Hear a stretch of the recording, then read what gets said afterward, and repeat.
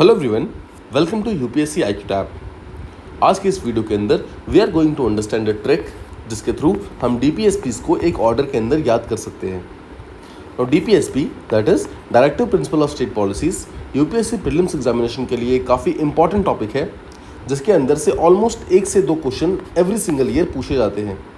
And इनको solve करना comparatively बहुत ही आसान होता है अगर हमें ये डीपीएसपी एक ऑर्डर के अंदर मालूम हो तो आज के इस वीडियो के अंदर हम वही डीपीएसपी को एक ऑर्डर के अंदर याद रखने की कोशिश करेंगे।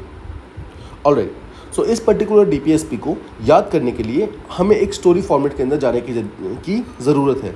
क्यों? बिकॉज डीपीएसपी की लिस्ट जो है वो थोड़ी सी लंबी है। आर्टिकल 38 से लेकर के आर्टिकल 51 के बीच में डीपीएसपी के बारे में बात की जाती है, ठीक है। और यहाँ पर आपको इन सारे आर्टिकल्स को एक ऑर्डर के अंदर याद करना है। सो वो ऑर्डर जो है वो एक स्टोरी फॉर्मेट के अंदर सबसे परफेक्टली याद की जा सकती है। सो ऑलराइट, इस पर्टिकुलर स्टोरी को स्टार्ट करने से पहले we have to assume a few things. सबसे पहली चीज़, लेट्स अज्यूम कि एक लड़का है जो कि सोसाइटी के अंदर कुछ अच्छा करना चाहता है। नाउ उस अच्छे करने की चाहत में जब वो 38 साल का हो जाता है तो वो एक वेलफेयर स्टेट बनाने की कोशिश करता है। बेसिकली वो गांधीज़म से बहुत ज़्यादा प्रभावित होता है, इसलिए वो चाहता है कि भारत के अंदर वेलफेयर स्टेट का जो कंसेप्ट है उसको जल्दी से जल्दी लाया जाए, ठीक है। सो 38 साल की उम्र में वेलफेयर स्टेट की बात करता है, यानी कि आर्टिकल 38 वेलफेयर स्टेट के बारे में बात करता है। नेक्स्ट, जब वो 39 साल का हो जाता है तब जाकर उसकी जॉब लगती है, और जो उसकी जॉब लगती है एक लोअर डिविजनल क्लर्क की तरह, LDC, ठीक है। एक लोअर डिविजनल क्लर्क की तरह उसकी जॉब लगती है। जब उसकी वो जॉब वहाँ लग जाती है ना, तो वो क्या करता है, बिकॉज ऑब्वियसली वो सोसाइटी के अंदर कुछ अच्छा करना चाहता है, समाज को आगे लेके जाना चाहता है। तो भले ही वो उस लोअर पोजीशन पे था, बट उसके बावजूद वो अपने आसपास के एरिया में एक प्राइमरी हेल्थ सेंटर को ओपन करता है, that is PHC, primary health centre को ओपन करता है। सो 39 साल की उम्र में उसकी LDC में जॉब लगती है, जहाँ पर वो PHC को ओपन करता है, ठीक है। सो 39 के थ्रू हमें एक सिंगल मतलब कंसेप्ट याद रखना है कि यहाँ पर LDC और PHC इतने सारे राइट्स यानी कि 6 डिफरेंट राइट्स आर्टिकल 39 के थ्रू दिए गए हैं। राइट से मेरा मतलब है कि 6 डिफरेंट पॉइंट्स है जो कि इस पर्टिकुलर आर्टिकल के अंदर मेंशन्ड है, और ये 6 पॉइंट्स के ऊपर गवर्नमेंट को हमेशा ध्यान रखना होता है। सो LDC में क्या है? L is for livelihood, D is for distribution of resources, कि रिसोर्सेज का प्रॉपर डिस्ट्रीब्यूशन होना चाहिए। L का मतलब है लाइवलीहुड, मतलब सबको प्रॉपर जॉब मिलनी चाहिए, प्रॉपर सबको लाइवलीहुड मिलनी चाहिए। फिर D का मतलब समझ गए, रिसोर्सेज का प्रॉपर डिस्ट्रीब्यूशन होना चाहिए। अब अगर रिसोर्सेज का प्रॉपर डिस्ट्रीब्यूशन होना है तो C से क्या है, कॉन्सेंट्रेशन ऑफ वेल्थ को आपको रोकना होगा कि किसी एक पर्सन के पास बहुत सारा पैसा ना हो जाए। अगर ऐसा हो जाएगा तो ऑब्वियसली सोसाइटी के अंदर इनइक्वालिटी फैल जाएगी, ठीक है। सो LDC, आई होप आप समझ गए। L से है लाइवलीहुड, D से है distribution of resources and C से है कॉन्सेंट्रेशन ऑफ वेल्थ। इसके अलावा जो PHC देखा था हमने, उसमें P इज़ फॉर पे, यानी कि equal pay for equal work. सो अगर यूपीएससी प्रीलिम्स के अंदर एक क्वेश्चन पूछा जाता है कि किस पर्टिकुलर आर्टिकल के अंदर equal pay for equal work या फिर जेंडर इक्वल पे, इसके बारे में बात की जाती है, the answer will be 39, article 39, ठीक है। So P talks about pay, that is equal pay for equal work. Then H जो है, H बात करता है हेल्थ के बारे में, कि जो स्टेट है उसकी ये ड्यूटी होगी कि वो सारे सिटीजन्स की हेल्थ का ध्यान रखेगा। साथ ही साथ जो C है वो चिल्ड्रन के बारे में स्पेशली बात की जाती है कि जो चिल्ड्रन हैं उनके हेल्थ के ऊपर फोकस करना है, और साथ ही साथ उनको सेक्सुअल एक्सप्लॉयटेशन से भी बचाना है, ठीक है। ये दोनों चीज़ें बात की जाती हैं। सो आपको बस यहाँ पर PHC ध्यान रखना है। P is for pay, that is equal pay for equal work. H is for health and C is for childrens, जो चिल्ड्रंस के राइट्स होते हैं उनको उनका जो प्रोटेक्शन होता है, ये सब चीज़ें यहाँ पर मेंशन्ड है। So I hope article 38 and 39 is clear. Article 38 का मतलब है 38 साल की उम्र में वो स्टार्ट करता है वेलफेयर स्टेट के ऊपर काम करना। So article 38 talks about welfare state. 39 का मतलब है 39 साल में उसकी जॉब लग जाती है, LDC में यानी कि लोअर डिविजनल क्लर्क की तरह उसकी जॉब लगती है। वहाँ पर जाकर भी वो अच्छे काम करता रहता है और वहाँ पे एक प्राइमरी हेल्थ सेंटर को ओपन करता है, ठीक है। तो LDC का मतलब हो गया livelihood, distribution of resources and concentration of wealth, and PHC का मतलब हो गया पे, हेल्थ एंड चिल्ड्रन, ठीक। ऑलराइट, अब देखो, जब वो इतने सारे लो पोजीशन पे होने के बावजूद वो इतने सारे अच्छे काम कर रहा होता है, तो उसके अगेंस्ट 40 लोग जाकर के पंचायत में कंप्लेन कर देते हैं। So article 40 talks about panchayats, ठीक है, ध्यान रखिएगा। 40 लोग जाकर के पंचायत में उसकी कंप्लेन कर देते हैं। अब ऑब्वियसली वो एक अच्छा काम करने की कोशिश कर रहा है, बट उसके बावजूद उसके अगेंस्ट कंप्लेंट्स हो रही है, ये बात सोचकर उसे बहुत बुरा लगता है और वो रोने लगता है। सो जब वो रोता है तो रोने को इंग्लिश में क्या कहते हैं? वीप करना, राइट, वीप।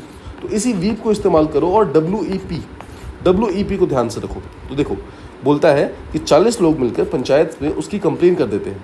तो 40 लोग तो हो गए, प्लस साथ में एक वो खुद भी है, यानी कि टोटल 41 लोग हो गए। यानी कि 41 लोगों के सामने वो रोने लग रहा है, यानी कि वीप कर रहा है। तो वीप से WEP ध्यान रखना है हमें। तो WEP भी एक एक्रोनिम है जिसमें W का मतलब है राइट टू वर्क। तो आर्टिकल 41 जो है वो right to work, right to education और राइट टू पब्लिक असिस्टेंस यानी कि WEP इन चीज़ों के बारे में बात कर रहा है। I hope it is clear. W से हो गया वर्क, E से हो गया एजुकेशन एंड P से हो गया पब्लिक असिस्टेंस।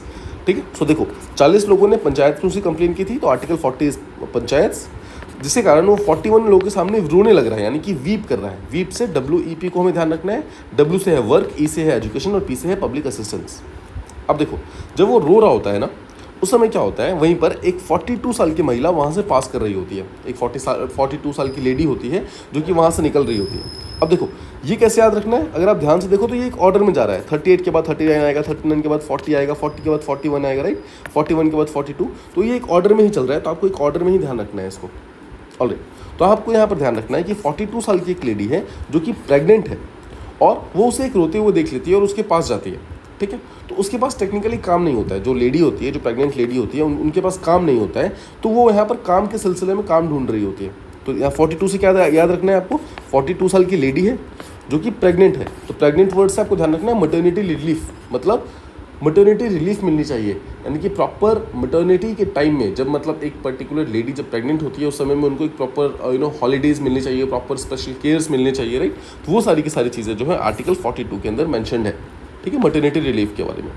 इसके अलावा अब देखो जब वो लेडी उनके पास जाती है, उस पर्टिकुलर लड़के के पास जाती है, तो जैसे ही वो जो लड़का होता है उस लेडी को देखता है ना, देखते ही वो कहता है कि आप टेंशन मत लो, मैं 3 से 4 दिनों में आपको लिविंग वेज दिलवाऊंगा। मतलब कि मैं आपको रहने के लिए, मतलब जीवित रहने के लिए मैं आपको वेजेस दिलवाऊंगा, मतलब पैसे दिलवाऊंगा।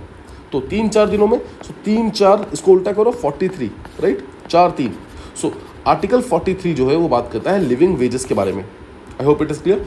देखो वो लड़का क्या बोलता है, लड़का बोलता है कि 3-4 दिनों में मैं आपको लिविंग वेजेस दिलवाऊंगा, मतलब रहने के लिए वेजेस दिलवाऊंगा। ठीक है। तो 3-4 का उल्टा हो गया 4-3, यानी कि आर्टिकल 43। अब इस पर्टिकुलर चीज़ को पूरा करने के लिए वो सबसे पहले तो बहुत सारी इंडस्ट्रीज़ में जाता है। सो आर्टिकल 43A मतलब उसका पहला ऑप्शन क्या होता है, बहुत सारी इंडस्ट्रीज़ में जाता है और वहाँ जाके वर्कर्स के बारे में बात करता है, मतलब वहाँ पर वर्किंग क्या कोई वैकेंसी है क्या, इन सब चीज़ों के बारे में बात करता है। तो आप क्या ध्यान रख सकते हो यहाँ पर, आर्टिकल 43A जो है, मतलब 43 में वो क्या बोलता है, 3-4 दिनों में काम दिलवाऊंगा। उसके लिए उसका पहला ऑप्शन क्या होता है, वो इंडस्ट्रीज़ में जाता है और वहाँ पे वर्कर्स के पार्टिसिपेशन के बारे में बात करता है। तो वर्कर को यहाँ पर आप उस लेडी को मान लो, तो उस लेडी के पार्टिसिपेशन एज अ वर्कर के बारे में बात करता है। बट ऑब्वियसली यहाँ पे काम नहीं बनता है, तो वहाँ पर फिर दूसरे ऑप्शन पे जाता है, यानी कि 3-4 दिनों में जो काम दिलवाने वाला था, यानी कि आर्टिकल 43 उसका जो B क्लॉज था दूसरे ऑप्शन में जाता है और अलग अलग कोऑपरेटिव सोसाइटीज़ में जाता है और बोलता है कि शायद कोऑपरेटिव सोसाइटीज़ में जहाँ पर सामाजिक लोग साथ में मिलकर काम करते हैं, वहाँ पर शायद उस लेडी के लिए जॉब मिल जाए, बट वहाँ पर भी उसको जॉब नहीं मिलती है।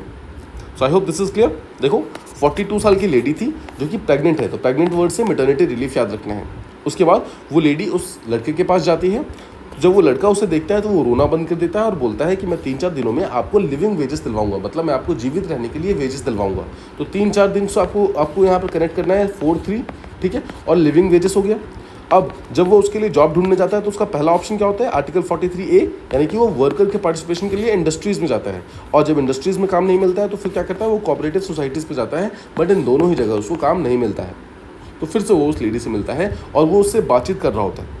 तो वो लेडी बोलती है कि उसे जॉब ना मिले तो कोई बात नहीं, ठीक है, मतलब जॉब ना भी मिले तो उसको कोई बहुत ज़्यादा प्रॉब्लम नहीं है, उसे बस इस बात की फिक्र है कि जब उसके बच्चे होंगे। अब यहाँ पर वो लेडी डिस्क्लोज करती है कि उसके जो बेबी है वो ट्विंस है, मतलब 2 बच्चे हैं, ठीक है। तो 2 बच्चे हैं, तो वो लेडी बोलती है कि जो उसके ट्विंस बच्चे हैं जब वो 4-4 साल के हो जाएंगे, ठीक है, तो उनको रिलीजन के कारण कोई भी प्रॉब्लम नहीं आनी चाहिए। मतलब ऐसा ना हो कि हिंदुज़म में कोई और लॉ उनको फॉलो करना पड़ रहा है, इस्लाम में कोई और लॉ है, क्रिश्चियनिटी में कोई और लॉ है, तो ये अलग अलग टाइप के लॉज उनको फॉलो ना करे। तो वो चाहती है कि काश जब बच्चे उसके 4-4 साल के हों, यानी कि 44, ठीक है, मतलब 4 साल के, यानी कि आर्टिकल 44, तो सारे रिलीजन्स के लॉज जो हैं वो सेम हो जाए। तो लेडी चाहती हैं कि जो उनके बच्चे हैं जब वो 4-4 साल के हो ट्विंस, उससे पहले सारे रिलीजन्स के लॉज जो हैं वो सारे काश सेम हो जाए। तो रिलीजन के लॉ सेम हो जाने का मतलब क्या है, यूनिवर्सल सिविल कोड यानी कि यूसीसी, ठीक है। तो वो लड़का बोलता है कि यूसीसी जरूर आ जाएगा आने वाले टाइम में। साथ ही साथ वो लड़का ये भी बोलता है कि देखो जब आपका बेबी हो जाएगा तो उसके लिए बहुत ज़रूरत है कि 4-5 दिनों में, मतलब 4-5 दिनों के अंदर यानी कि 4-5 सो 4-5 दिनों में आपको एक अर्ली चाइल्डहुड केयर मिलनी चाहिए।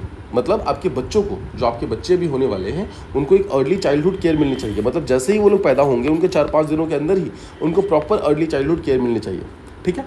अब जैसे ही वो लेडी इस बात को सुनती है ना, वो काफ़ी घबरा जाती है, वो यहाँ पर डर जाती है, बिकॉज उसको लगता है कि जब मेरे बच्चे 4 साल के हो जाएंगे तब मैं तो 46 साल की हो जाऊंगी, ठीक है। और जब मैं 46 साल की हो जाऊंगी तब कहीं सरकार मेरे से जो मेरा SC ST का जो स्टेटस है कहीं वो छीन ना ले। तो 46 साल की हो जाऊंगी तो 46 साल में आपको ध्यान रखना है 46 साल में SC ST का स्टेटस कहीं छीन ना ले, तो उसके बच्चे हैं उनको कहीं ऐसा ना हो कि SC ST का स्टेटस ना मिले, ठीक है। तो यहाँ पर देखो, आई होप आपको ये चीज़ ध्यान रखने में आसानी होगी कि देखो यहाँ पर 4-5 दिनों में अर्ली चाइल्डहुड केयर दिलाने की बात करता है। तो वो लेडी बोलती है कि जब देखो अभी वो 42 साल की है, बोलती है जब उसका बेबी 4 साल का हो जाएगा यानी कि जब वो 46 साल की हो जाएगी तब ऐसा ना हो कि उसकी SC ST का जो उसका स्टेटस है कहीं वो उससे छीन ना ले। तो आर्टिकल 46 SC ST के बारे में बात करता है, ठीक है। तो वो लेडी बोलती है कि अगर वो लोग छीन लेंगे, मतलब SC ST का स्टेटस अगर मेरे बच्चों के पास नहीं रहेगा तो उनको प्रॉपर राइट्स नहीं मिलेंगे, तो वो क्या कर सकते हैं, वो रिवोल्ट कर सकते हैं और उसके कारण वो हथियार उठा सकते हैं, ठीक है। तो आई होप आप समझ रहे हो, वो लेडी बोल रही है कि मेरे बच्चे हथियार उठा सकते हैं। तो वो लड़का जो बोलता है कि नहीं, AK-47 उठाना बिल्कुल सही नहीं होगा। AK-47 आर्टिकल 47 याद रखना है। तो 47 वर्ड से AK-47 आप याद कर सकते हैं, जो कि एक गन का नेम है। साथ ही साथ आप ये भी याद कर सकते हो कि आर्टिकल 47 क्या बोलता है कि वो देखो, वो लड़का बोलता है कि AK-47 उठाना सही नहीं होगा, बिकॉज इससे तो उन बच्चों की हेल्थ को खुद ही डैमेज हो जाएगा ना, खुद का ही डैमेज होगा। तो आर्टिकल 47 बात करता है डैमेज टू हेल्थ के बारे में, ठीक। तो वो लड़का बोलता है कि इससे अच्छा क्या होगा, हम उन बच्चों को एक 4 kg का और एक 8 kg का 2 गाय दे देंगे, मतलब काउस दे देंगे उनको, या फिर कोई अलग एनिमल दे देंगे जिसके थ्रू वो एनिमल हस्बेंड्री कर पाएंगे, ताकि उनको किसी और जॉब के ऊपर डिपेंडेंट रहने की ज़रूरत ना पड़े, उनको किसी और स्टेटस के ऊपर रहने की ज़रूरत ना पड़े, वो सिंपली अपना पैसा खुद कमा सके और अपनी ज़िंदगी को खुद से जी सके, ठीक है। तो वो बोलता है हम एक 4 kg का और एक 8 kg के 2 गाय या फिर 2 भैंस या फिर कोई भी 2 एनिमल उनको दे देंगे, जिसके थ्रू वो लोग एनिमल हस्बेंड्री कर पाएंगे, ठीक है। साथ ही साथ अब बिकॉज वो एनिमल हस्बेंड्री करेंगे तो साथ ही साथ क्या करेंगे, तो एडिशनल क्या है 48A कि वो एनवायरनमेंट की भी रक्षा करेंगे, एनवायरनमेंट को भी प्रॉपरली प्रोटेक्ट करेंगे, ठीक है। सो देखो, आई होप दिस इज क्लियर। यहाँ पे एक बार फिर से रिवाइज करो। आई होप आपको याद है 43B में यहाँ पर जॉब नहीं मिली थी, ठीक है। तो लेडी कहती है कि जॉब ना मिले तो चलेगा, बट उसके बच्चे जब 4-4 साल के हो जाएंगे तब तक सारे रिलीजन्स के लॉज जो है वो सेम हो जाने चाहिए, यानी कि यूनिवर्सल सिविल कोड के बारे में बात करती है। तो वो लड़का बोलता है कि UCC जब भी आना हो वो ज़रूर आ जाएगा, लेकिन तब तक ये बहुत इंपॉर्टेंट है कि जब उसके बच्चे पैदा होंगे, जब उसके बच्चे आएंगे तो 4-5 दिनों के अंदर उनको अर्ली चाइल्डहुड केयर मिलनी चाहिए, यानी कि 4-5 दिनों मतलब 45।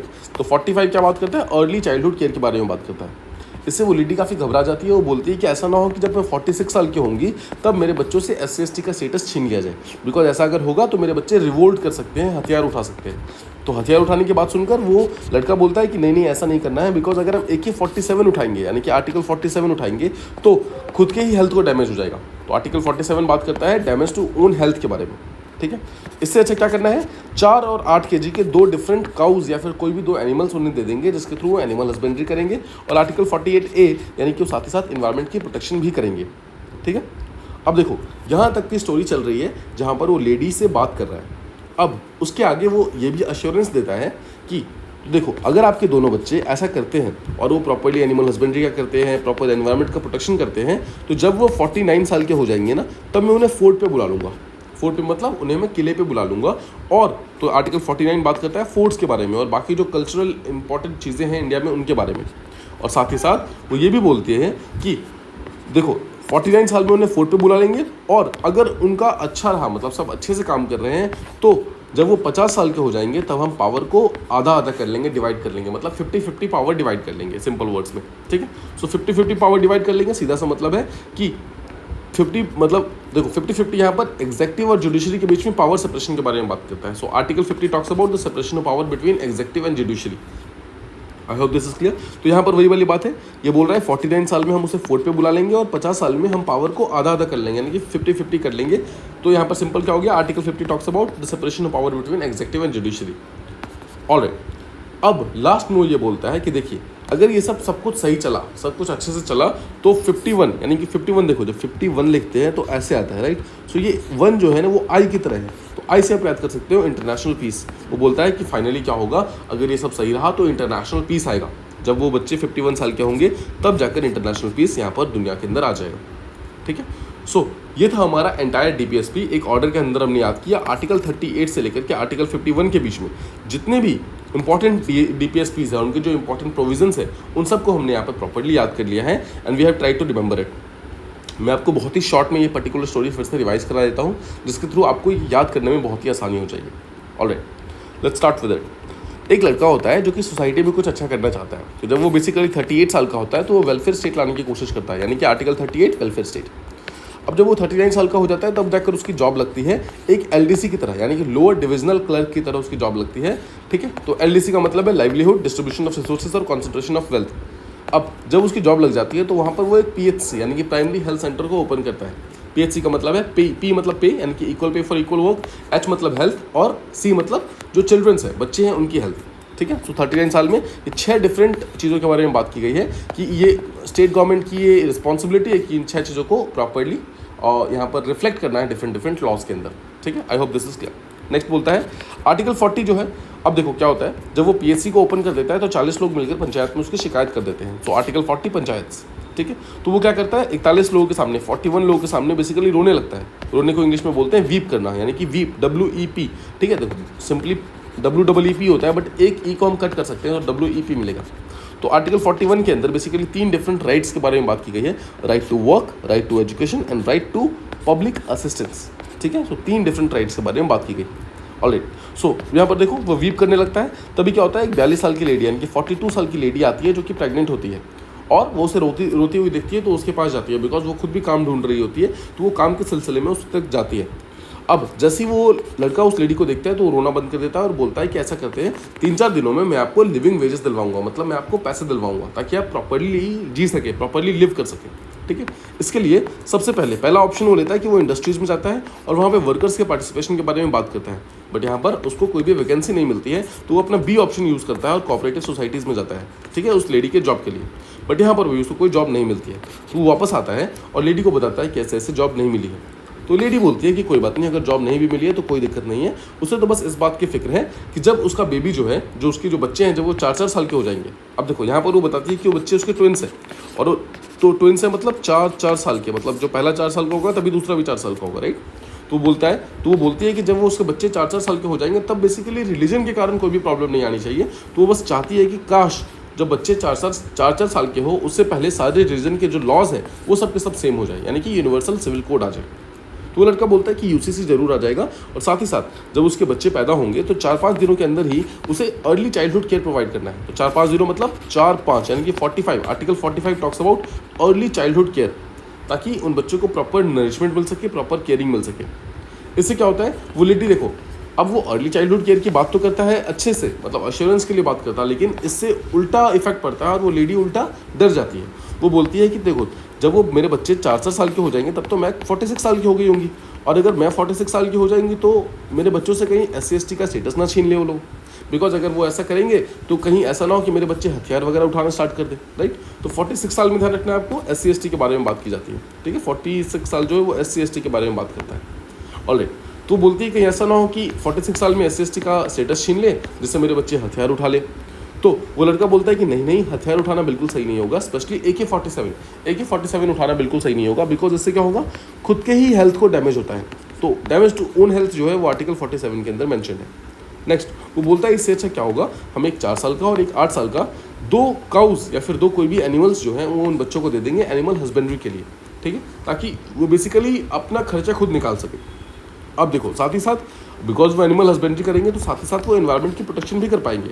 सो आर्टिकल 48 में ए यानी कि अमेंडमेंट यानी कि ए यानी कि और, तो आर्टिकल 48 में क्या था, एनिमल हस्बेंड्री, और बोला और क्या करना है, तो और में एनवायरनमेंट का भी प्रोटेक्शन करना है, ठीक है, ऑलराइट। नेक्स्ट बोलता है कि फाइनली जब वो बच्चे एनिमल हस्बेंड्री करेंगे, एनवायरमेंट का प्रोटेक्शन करेंगे और करते करते जब वो 49 साल के हो जाएंगे, यानी कि 50 साल के होने ही वाले होंगे, तब हम उन्हें फोर्ट पे बुलाएंगे और उनका एक टेस्ट लेंगे, उनको प्रॉपर्ली चेक करेंगे।